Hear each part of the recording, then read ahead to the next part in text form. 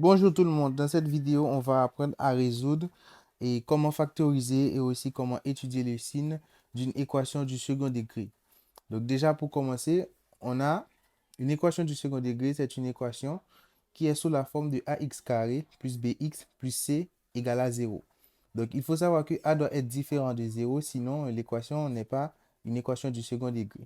Par contre, b ou c peut être égal à 0.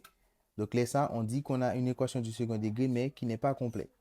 Donc déjà, comment résoudre une équation du second degré? Donc pour résoudre une équation du second degré, il faut qu'on calcule le réel delta. Donc delta, et sa formule, c'est b carré moins 4ac, c'est-à-dire le coefficient de x élevé au carré moins 4 à multiplier par a, qui est le coefficient de x carré, à multiplier par c, qui est la constante. La constante, c'est la valeur qui n'a pas de variable avec elle. Donc, tout dépend du valeur de delta. On a trois cas. Donc, le premier cas, c'est si delta est égal à 0. Donc, si delta est égal à 0, l'équation a une solution double. C'est-à-dire, on dit une solution double parce que le fait que c'est une équation du second degré, normalement, on devrait avoir deux valeurs.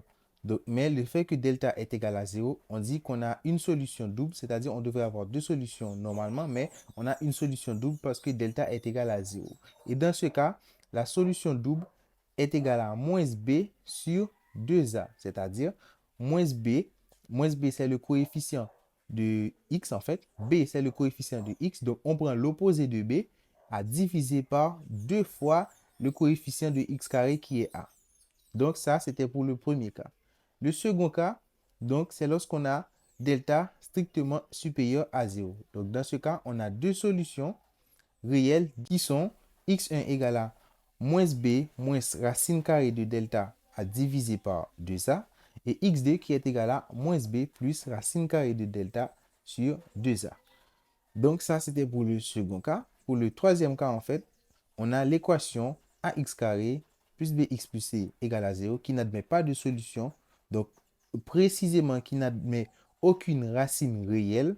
Donc, parce qu'on peut avoir des racines, bien sûr, mais pas des racines réelles. Donc, c'est dans le cas où delta est inférieur à 0. Un exemple, bien sûr. Donc, là, on a l'équation x carré moins 5x moins 6 égale à 0. Donc, on peut écrire ça sous une autre forme. Donc, le fait qu'on ne voit pas le coefficient devant x carré, ça signifie qu'on a le coefficient 1. Par exemple, on a x carré moins 5x moins 6 égale à 0. Donc, le fait qu'on ne voit pas le coefficient devant x carré, ça signifie que le coefficient c'est 1. On n'écrit jamais 1 comme coefficient. Donc, déjà, on a 1x carré plus facteur de moins 5x plus facteur de moins 6. Ça, c'est une autre façon d'écrire notre équation. Donc, pour mieux comprendre, en fait.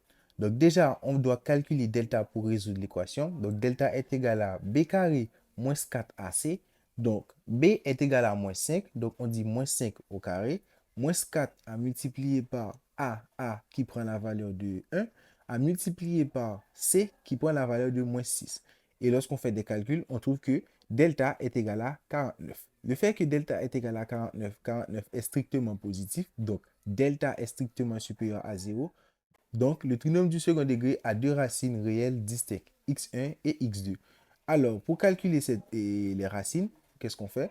On applique encore la formule. La formule nous dit pour x1 qui est égal à moins b, donc moins facteur de moins 5 qui représente la valeur de b, moins racine carrée de delta, donc racine carrée de 49, puisque 49 c'est la valeur de delta, à diviser par 2 fois a, donc 2 fois 1. Donc, lorsqu'on fait des calculs, on trouve que x1 est égal à moins 1.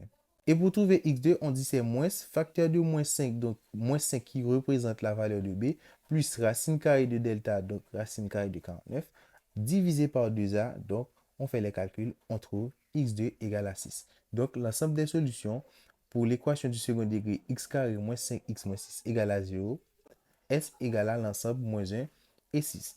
On a un autre exemple, on va faire ça rapidement.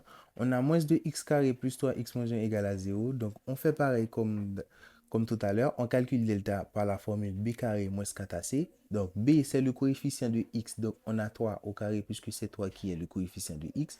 Moins 4 à multiplier par a. A, c'est le coefficient de x carré, donc c'est égal à moins 2. Multiplié par moins 1 qui est la constante c. on fait les calculs, on trouve delta est égal à 1. Donc 1 est strictement positif, donc strictement supérieur à 0. Alors, on a deux racines réelles distinctes, x1 et x2. Donc pour trouver x1, on dit c'est moins 3 qui est moins b, on dit moins qui est dans la formule, b c'est 3, donc moins 3, moins racine carrée de delta, delta est égal à 1, divisé par 2 fois a, donc 2 fois moins 2, puisque a, c'est le coefficient de x carré qui est égal à moins 2 dans ce cas-là. Donc, après des calculs, on trouve x1 égal à 1. x2 est égal à moins b plus racine carrée de delta. Donc, on fait des calculs, on trouve x2 égal à 1 demi. Et on dit l'ensemble des solutions est égal à 1 demi, 1 pour l'équation du second degré, moins 2x carré plus 3x moins 1. Alors, le dernier exemple qu'on a, c'est qu'on a 3x carré moins 3x plus 2 égale à 0. Comme vous le voyez, on calcule delta et on trouve une valeur négative, c'est-à-dire delta strictement inférieur à 0. Donc, le trinôme n'admet aucune racine réelle. Il faut bien préciser aucune racine réelle ou pas de solution réelle. Donc, dans ce cas, l'ensemble des solutions, c'est l'ensemble vide. Maintenant, on va passer pour savoir comment est-ce qu'on peut factoriser un trinôme du second degré. Alors, pour factoriser un trinôme du second degré, il faut savoir que tout va passer par delta. Donc, on calcule delta par la formule b carré moins 4ac. Donc, tout dépend de la valeur de delta. Alors, on va factoriser. Donc, si delta est strictement supérieur à 0, on a deux solutions. Donc, x' et x second, ou on peut dire x1 et x2. OK? Donc, après, on peut factoriser. C'est assez simple. On va dire que f de x est égal à a. Donc, a, c'est le coefficient de x carré. Parenthèse, x qui est la variable, moins x1 ou x'. Facteur de x, encore la variable, moins x second ou x2. Donc, il faut savoir que x' et x second représentent les solutions de l'équation. Par contre, x qui est dans la factorisation, ça représente la variable. Ça, c'est si delta est strictement supérieur à 0. Si delta est égal à 0, donc on a une solution double, x' égale à x second, ou encore x1 égale à x2. Donc, on peut factoriser. On va tout simplement juste dire que a, facteur de x, moins x'. Donc, x qui est la variable, encore une fois, a le coefficient de x carré, et x' ou x1 qui représente la solution de l'équation. Par contre, si delta est inférieur à 0, donc là, on ne peut pas factoriser, mais on peut mettre aussi sous la forme caconique parce qu'il existe d'autres formes qu'on peut factoriser. OK? Il existe d'autres formes de factorisation, mais par contre, pour passer par les règles, les normes, on ne peut pas factoriser directement. Comme je viens tout juste de vous le dire, dans le cas où l'équation n'admet pas de solution réelle, alors on peut factoriser de la manière suivante. On dit f de x égale à ax carré plus bx plus c qui est le trinôme du second degré ou encore notre équation. Pour le factoriser, on dit c'est a, on met crochet, facteur de x plus b sur 2a au carré moins delta sur 4a au carré. Donc, c'est la forme caconique. Alors, il faut savoir que b, c'est le coefficient de x tout court, à diviser par 2a, donc 2a, c'est-à-dire 2 fois la valeur de la coefficient de x carré, moins delta, vous connaissez déjà la formule, à diviser par 4a au carré. Maintenant, l'objectif, c'est de savoir comment est-ce qu'on peut étudier les signes du trinôme f de x égale à ax carré plus bx plus c ou encore le trinôme du second degré.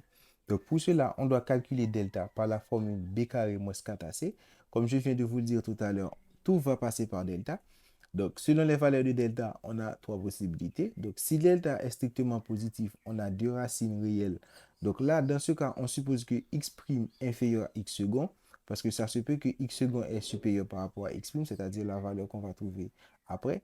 Donc, il faut savoir que là, on arrange les valeurs en ordre croissant. Donc, x' inférieur à x second, donc x' avant, ensuite x second. Donc, dans l'intervalle moins l'infini à x', on a le signe de a. Et dans l'intervalle x second à plus l'infini, on a le signe de a. Par contre, au milieu des racines, on a le signe contraire de a.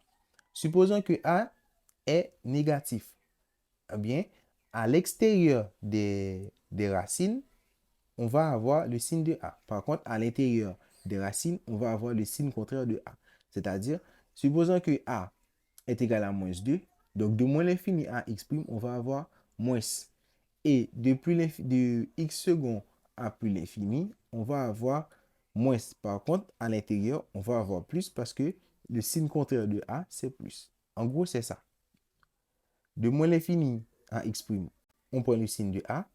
De même, on fait de x secondes à plus l'infini. Par contre, à l'intérieur, on prend le signe contraire de a. Le second cas, c'est si delta est égal à 0. Donc, le trinôme prend le signe de a et ça annule pour x égale à moins b sur 2a. On sait que lorsque delta est égal à 0, on a une solution double qui est égale à moins b sur 2a. Donc, on va avoir une seule solution dans le tableau, c'est-à-dire on va avoir qu'une seule valeur. Mais par contre, dans les deux intervalles ou encore dans tous les intervalles, on va avoir le signe de A. C'est-à-dire, si A est positif, on va avoir le signe plus dans tous les intervalles. Si A est négatif, on va avoir le signe moins dans tous les intervalles. Donc, si delta est strictement inférieur à 0, donc le trinôme n'a pas de solution. Mais par contre, le trinôme prend le signe de A. Donc maintenant, on sait comment est-ce qu'on peut étudier le signe du trinôme du second degré. Maintenant, on va résumer absolument tout ce qu'on vient de dire dans la vidéo. Donc, on a un polynôme du second degré P de x égale à ax carré plus bx plus c.